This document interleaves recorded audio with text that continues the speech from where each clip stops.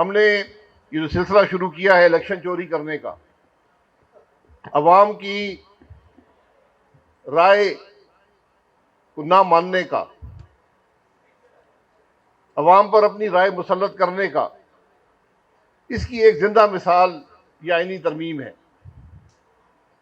आप सब हज़रात कानून मुझसे बहुत बेहतर जानते हैं।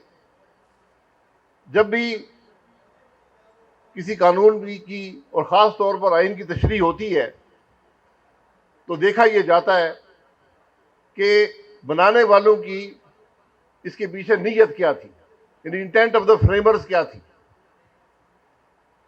तो इस आईनी तरमीम की इंटेंट ऑफ द फ्रेमर्स, बनाने वाली की नीयत सिर्फ मुकम्मल बदनीयती थी।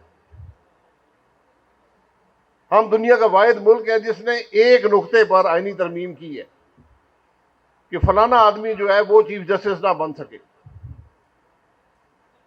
और हमने अदल के निज़ाम पर इतना बड़ा वार किया है